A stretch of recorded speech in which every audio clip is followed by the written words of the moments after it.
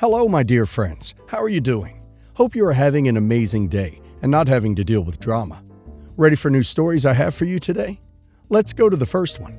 Buckle up, as it's a long one, and don't forget to listen to the end of the story to hear my insights. Enjoy the stories, guys, and please like and subscribe. And of course, don't forget to leave a comment.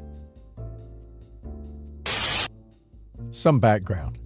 My dad and his siblings hated my grandfather with good reason. Growing up, their dad was an aggressive alcoholic towards them and my grandmother. When she died, my dad and his siblings all left home when they turned 18 and never returned. Except for my dad, none of them ever spoke to him again. My dad spoke to my grandfather twice after leaving home. I was 8 at my mom's funeral when I first met my grandfather. He approached me, kneeled on the ground in front of me, and introduced himself, asked how I was doing, but before I could say anything, my dad had pulled me away from him. He yelled for a bit, then dragged me away. I was 11 when I met him again, when my dad dropped me off at his house and left me there. I found out a few years later it was because my dad's new wife didn't want me around. You might think my dad was a piece of crap for doing that. I know I did, but it turned out to be the best thing he could have ever done for me. Even if I hated him for it, my grandfather and I became very close. His alcohol-filled days were long behind him, and he taught me everything. He owned a lot of land. He taught me how to grow vegetables, how to farm, how to maintain the property and look after the land, how to care for the animals, how to hunt, and he pushed me to get an education. I was happiest when he and I were working the land together. During all that time out on the land, working one project or another, he told me of his life and what he had done to his family. He didn't make excuses, didn't try to reason away his behavior. He told me all of the hurt and pain he caused. When I asked why he didn't try to reconcile with his children, he said they can't forget what he put them through. He understood that and accepted it. I was 26 when he died. I called my dad to let him know. I had to tell him who I was. He didn't stay on the line long. Told me to take care of the funeral, then hung up. Knowing what I knew of his childhood, I didn't blame him, but he didn't even ask how I was. The resentment I already had for him grew. After the funeral, at the wake, a young woman introduced herself to me. She was my cousin. I knew my dad had siblings, but that's all I knew. I had never met them, didn't know anything about them, so I didn't call any of them to let them know about my grandfather. I asked how she knew, and she told me my dad had called her mom. She spent a few days in town after the funeral, and we kept in touch after. We became, and still are, really close. A couple of years later, when she said she was moving into town, I gave her an acre of land. Her husband, and their kids still live there today.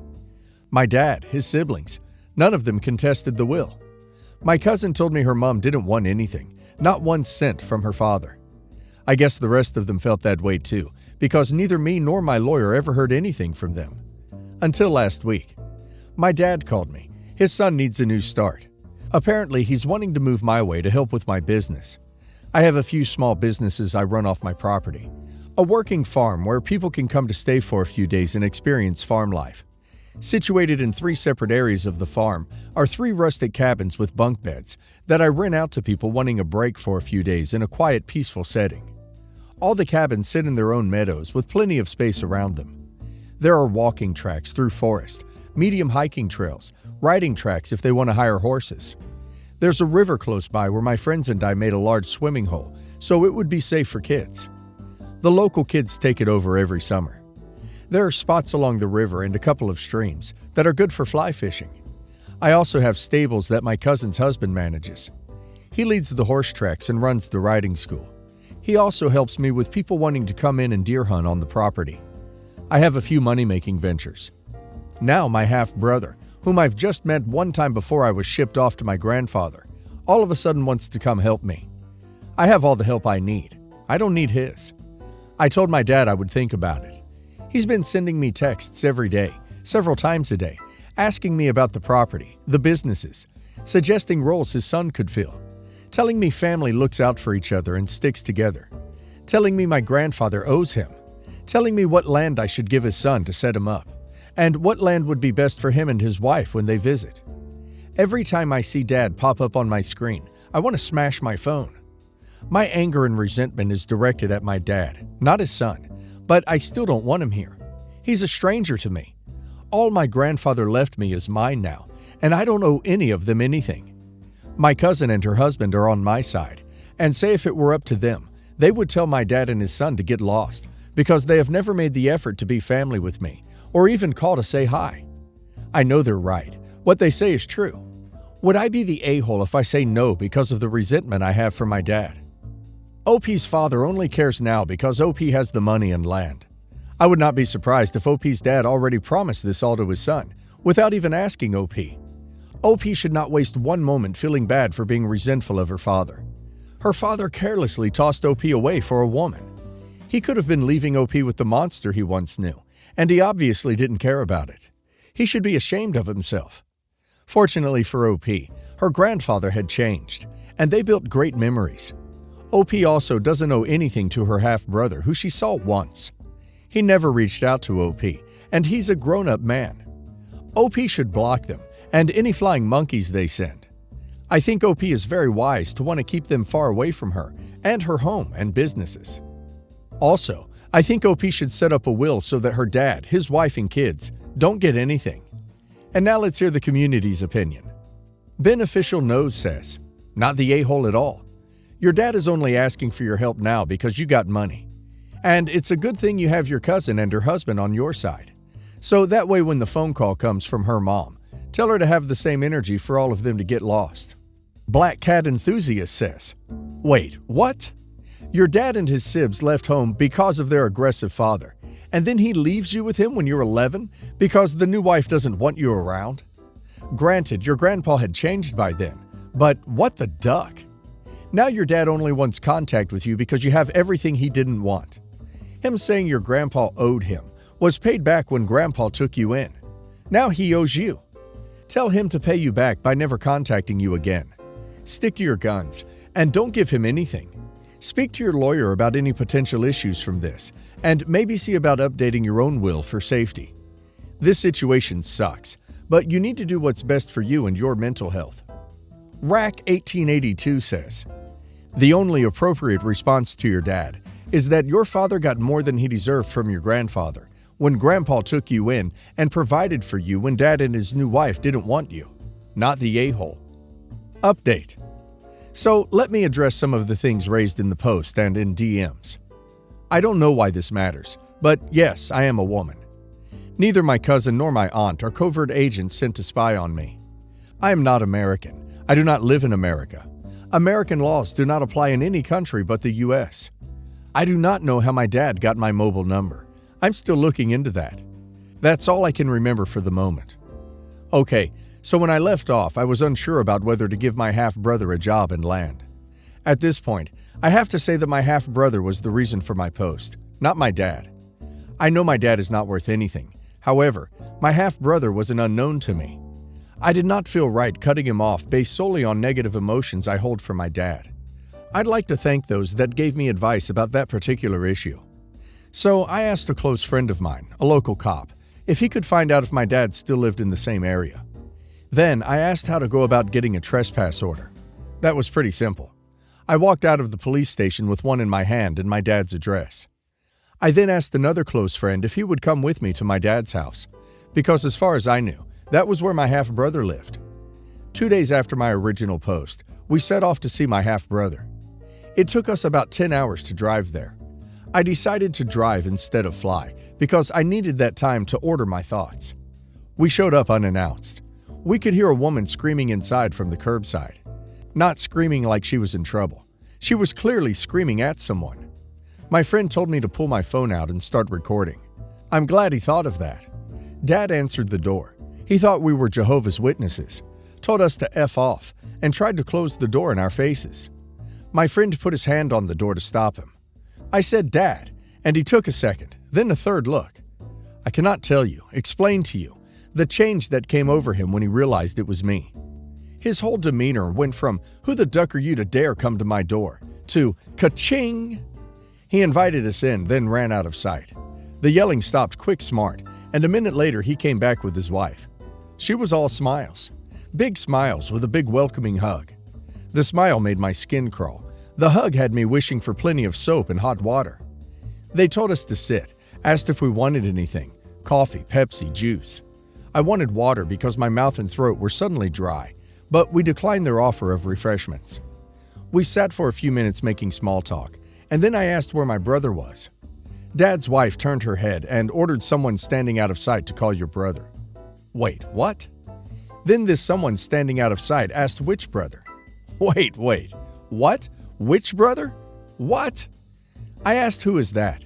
Dad said your sister, and his wife said no one. This revelation shook me. I wasn't prepared for more than one brother, and I definitely was not prepared for a sister. My friend could see I was struggling, so he started asking questions about my half-brother. What does he do? Does he live close? Oh, he lives at home. What work experience does he have? Has he worked with beef cows, dairy cows, any farm animals? Does he have any farm experience at all? What kind of work experience does he have? You see, there was a reason I asked this particular friend to accompany me, and a reason he was asking those questions. Less than a half hour later, two guys walk in. They were obviously brothers. I did not get good vibes from them at all. The younger one walked around the corner, and we could still hear him telling the sister, who we still had not seen, that he was effing hungry and to effing make him something to eat. Effing move her fat butt. And what the F was that on her effing face? It made her look effing uglier. The older one came in and sat next to his mother, lounged in his seat like it was a throne, and he was the king. Judging by the look on his mother's face, he was raised to believe that. He looked at my friend, dismissed him, then at me, and smirked. He said, "So you're the bee that's going to set me up." He stated that like it was already a done deal. I said, "Not me." I looked at my friend, and he said no, he's not taking him on. A full 2 or 3 seconds went by before Dad's wife asked what we meant. I told them I had no positions available and so wasn't taking any new employees, but my friend was looking for farmhands. He then said he was no longer looking here. She then asked what about the land. My friend said the job came with a 2-bedroom cottage at reduced rent, but the role was no longer available. Then everything exploded. There were accusations of lording it over them, being a stuck-up bee, thinking I was better than them, that I owed them, that I was a greedy gold digger, that I was probably spreading my legs for the old man before he died, that they always knew I was defective. My dad's wife tried to attack me, but I held my arm up, caught her face in my hand, and shoved her back. She flipped backwards over the arm of the couch. My dad then tried to attack me, and my friend got between us, gut-punched him, and he ended up on the floor. Then my spoiled half-brother tried to defend his dad by attacking my friend, and got a punch in the jaw for his effort. He too ended up on the floor. I pulled out the trespass order, dropped it beside my dad, told them what it was, then we made our way to the door. On our way out, we saw the other brother standing there in shock, but he barely registered. I was too busy staring at my sister. She was beautiful, had scratches on her face and a swollen lip. We were supposed to drive straight home. That was the plan. But I couldn't leave. I couldn't. And my friend wouldn't leave me there alone. We got a hotel and spent a couple of days watching my dad's house. I finally saw my sister leave, and I followed her to a grocery store. I waited outside for her to come out. She freaked when she saw me. She told me I had to leave, go back to my farm, that her brothers were talking about what they would do to me if they got the chance. I said they didn't worry me. I approached her slowly like she was one of the rescues in my stables. I spoke calmly, hands at my sides but in full view. No sudden movements. I spoke to her for several minutes about the property, what we do there, what we offer. Even as I type this, I imagine I can hear the majority of people from my original post warning me to be careful, not to trust her. She's like the others. But my instincts were telling me different. I asked if she had a phone, then gave her my number. Told her she could call me, text me anytime, day or night. I'd answer. I backed off then, told her I'd wait for her call. On our long drive home, she texted me, asked if I had any dogs. It's been roughly a week since. She texts me every day, several times a day. She called me at 2 a.m. last night. We talked for an hour about the dogs, and at the end of the call, she told me she will be 18 in May. I get the feeling she wants to ask if she can come here when she can legally leave her parents. I will pick her up myself the day of her birthday if that's what she wants. I, 20 male, and my girlfriend, 20 female, have been together for 6 months now. She's great. This is our first issue. My sister Carla, 18 female, is in a rough situation right now. She was living with her girlfriend Julie, 19 female, in a 1-bedroom apartment in an infamously dangerous place. She barely makes enough to survive and has little to no money for extra spending. This is relevant later. My girlfriend recently came down with a stomach bug. First day she texts me that she's sick and how she's miserable. I say I'm sorry and comfort her a little over text. Then, I get a bunch of scolding messages from her friends for not going to her house and taking care of her immediately, even skipping classes to be with her. Honestly, I felt bad, but I didn't get the memo from the texts. I figured if she needs anything, she'll let me know. She's got it covered. Maybe I'll DoorDash her food later and leave it at that. I didn't really want to get sick, but decided to go take care of her anyways. Everything was well, until I get a call from Carla late in the night while my girlfriend was asleep. Carla told me she walked into the apartment to find Julie had thrown all her stuff out and put a note on her suitcase saying they were done. No reason given, just that. Carla was inconsolable.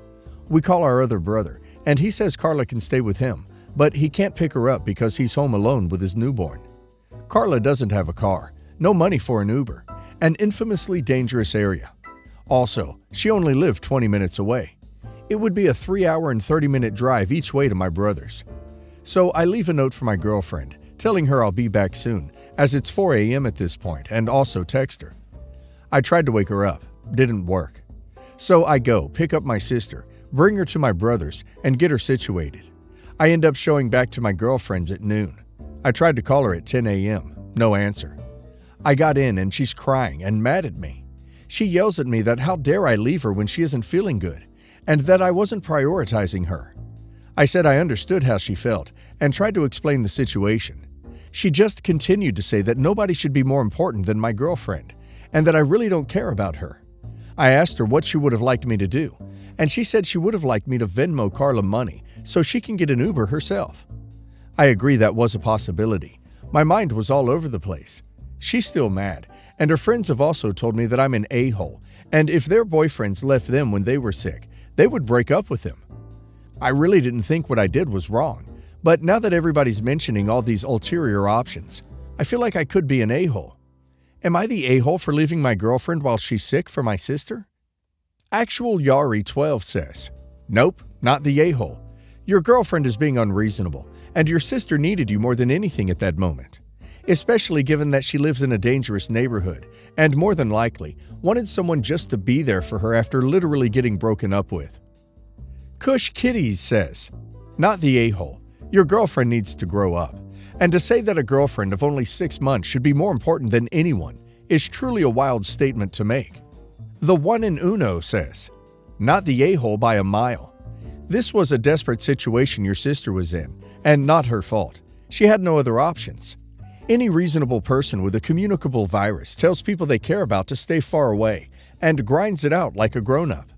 The only thing you should have done, even without a family emergency, is drop her off some Gatorade, crackers, or whatever was needed in that department, and to keep calling, texting for comfort.